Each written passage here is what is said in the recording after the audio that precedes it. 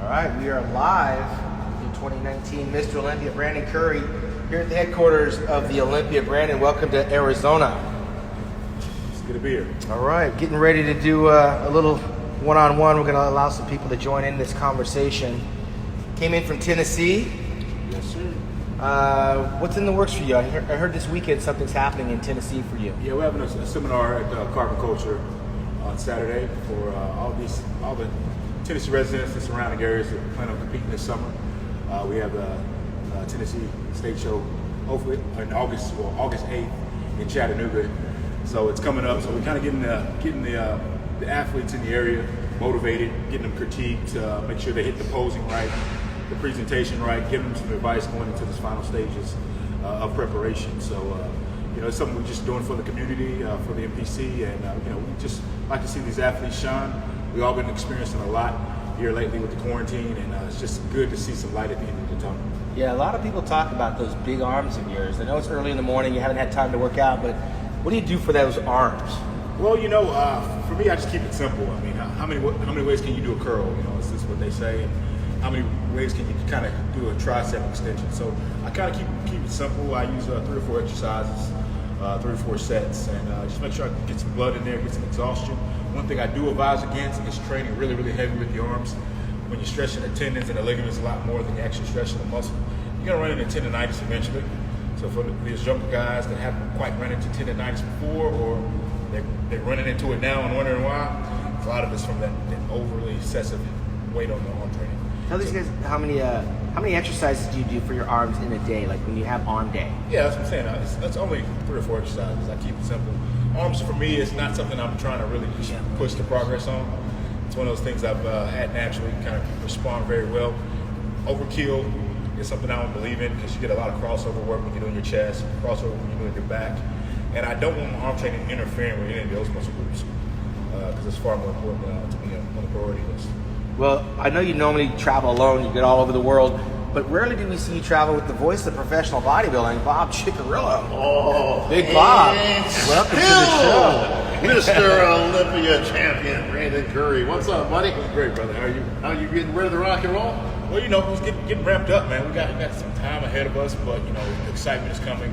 Of course, the Olympia, these productions here, kind of get you in the mindset. The competitions, we just had one last week here in Oklahoma. So the season's getting started, man, and I'm getting excited. So it's time to go get in the trenches and get some things worked out. Those are the 2 magic words, Brandon. And still.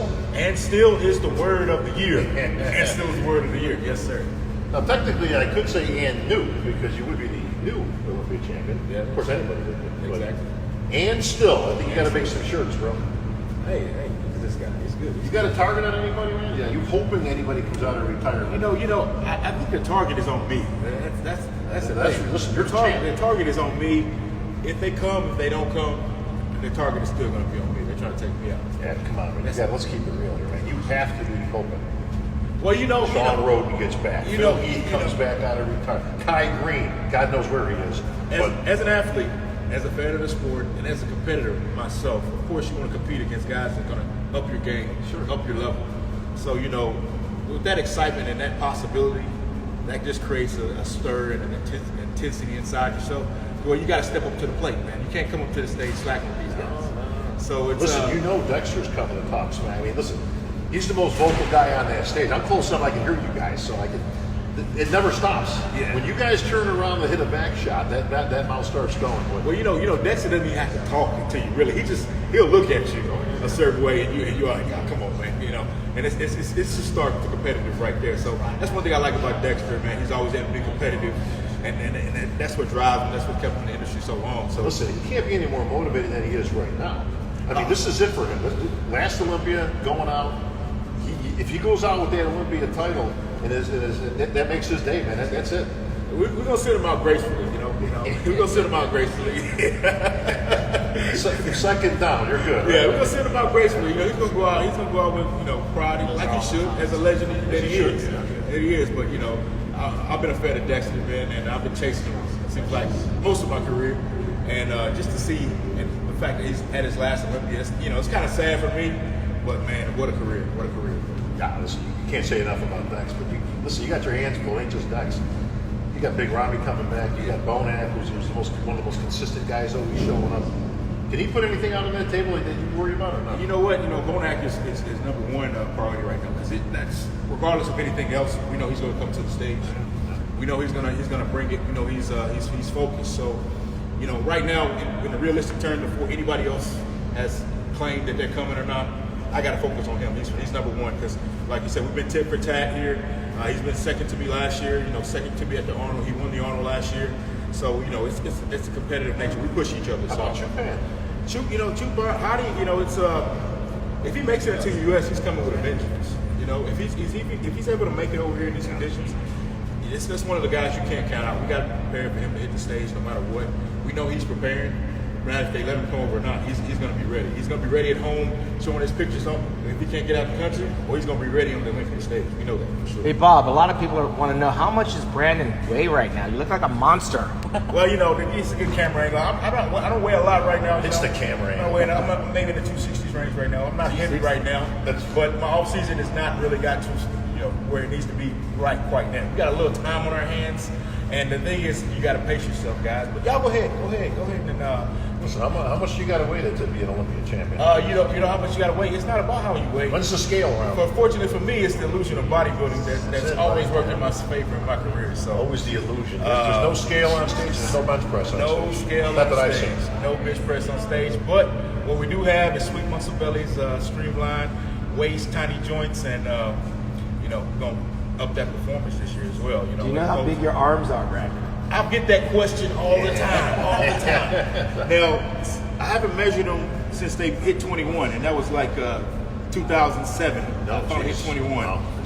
I take that back. When they measure my suit, for my suits, that's not a true body, flexor measurement, but just relax. They're at least 21 around, just with no pump. So I know they're at least around 21 with a pump. They're probably a little bit bigger, but that's.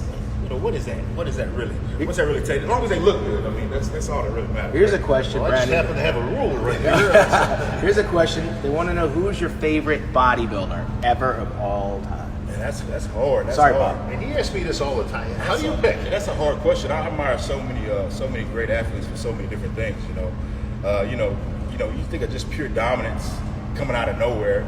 This is classic. You think of Ronnie Coleman. You think of God-given talent. You think of Flex Wheeler, you know what I'm saying?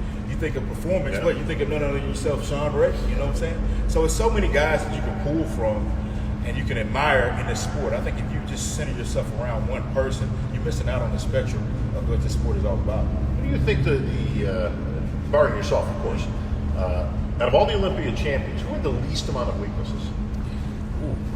The least amount. The least amount of weaknesses. Who's the most complete Mr. Olympia? I've got a name in mind. Well, there's only 15 of them. There's only 15. Narrow it down.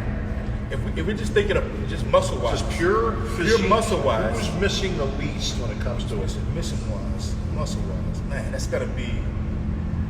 I'm going to put Phil in that spectrum. Good pick, buddy. Phil is very, very, very, very complete. Everybody says he's a little narrow, but he definitely is a complete body. That's where I was going. I'm going Phil Heath. I think, Phil's one of the most complete bodybuilders, not really missing anything. Gift. I mean, Ronnie was pretty complete as well, especially, before he, started chasing size. Yeah, right. But there's a lot of, what was Dorian really missing?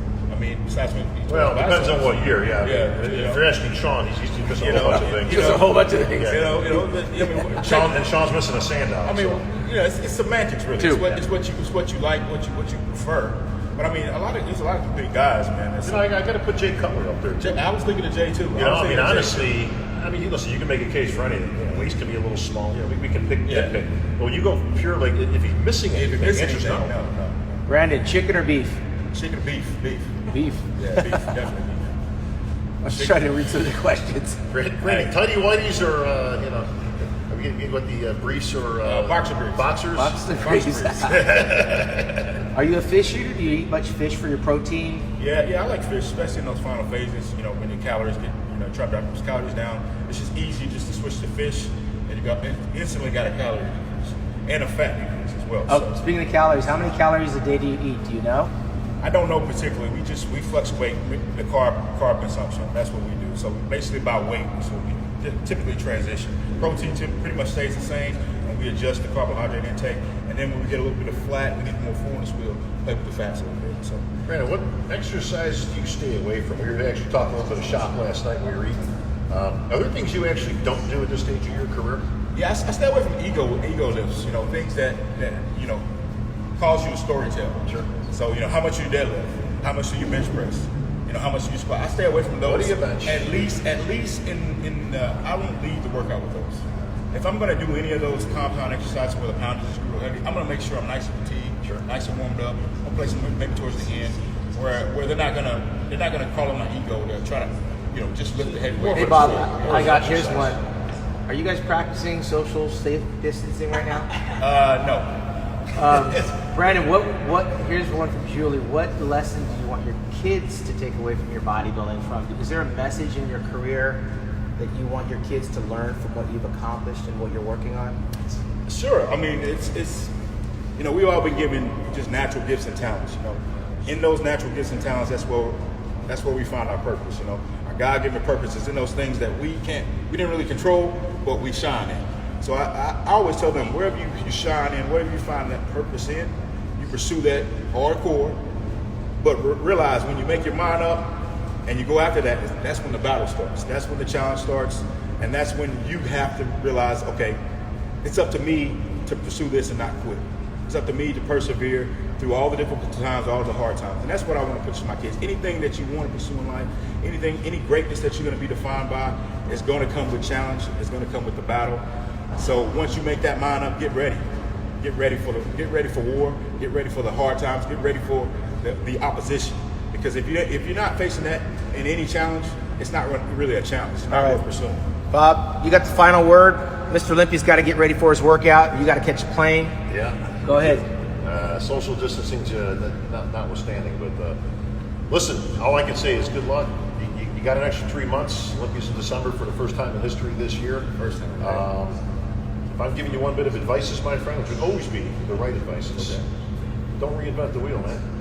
Hey, that's great advice. I don't know. Whatever you did last year seemed to be enough, right? That's great advice. I mean, it's a little bit at a time. It's a little bit at a time. You know, you go after what we're going to do this year is we're going to go after, making sure we bring that package to the stage really, really crisp.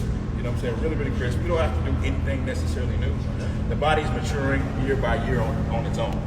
And that's kind of what people have been seeing over the years. That maturity, those years of training, compounding over and over again. So we just continue to push and continue to just bring in that package, but we don't want to be stupid. Because the last thing you want to do is do something crazy and then, ruin the whole process. All right, Bob, where can we get the tickets to watch this event go down on December 16th to the 20th? Oh, where can everybody get the ticket? Mr.Olympia.com, of course. Let me tell you, VIPs are already almost sold out. So we're at different places here, Planet Hollywood, Zappos Theater. The theater setup is absolutely outstanding. It's not an arena. Obviously, the arena's got it's good and it's bad. There's not a bad seat in the house, man. And theater style setup. You know what that means? Yes. Better lighting. Better lighting. Better lighting. Listen, it's hard to get good lighting in a big giant facility. You know what I mean? A theater is made for body. Oh, hang on. Here's a message. Phil Heath, tell Brandon I said he's got no shit in business being on my stage. Whoa, shots fired. Oh. Show him the gun show as we get out of here. I don't know. Well, Phil, I've been wanting to battle with you for a long time. He's calling him out. Long time. So if you're ready to come to the stage, man, I'm all for it. Is that an open invitation? He doesn't have to qualify? Hey, he don't have to qualify. He already won. What are you going to qualify for? So he has an invitation. He's got an invitation. Lifetime invite, man. It would be an honor. It would be an honor to stand on stage with Phil Heath and battle it out, man. It'd be an honor. Me as a fan of bodybuilding and as the fans of bodybuilding, we want that. There it is. Says there's nothing wrong with being a one-time champ. Oh! Hey, and he's right. No, he's wrong. You got to be a two-time champ. Hey, there's nothing wrong with that. But remember, hey, I expect you, if anybody, to come to the stage. It'd be an honor if you make me a one-time champ. All right, there it is. You heard it from the champ. And still, the two words Brandon Curry's looking forward to the most after a 5-minute delay on stage. The beast. Nice.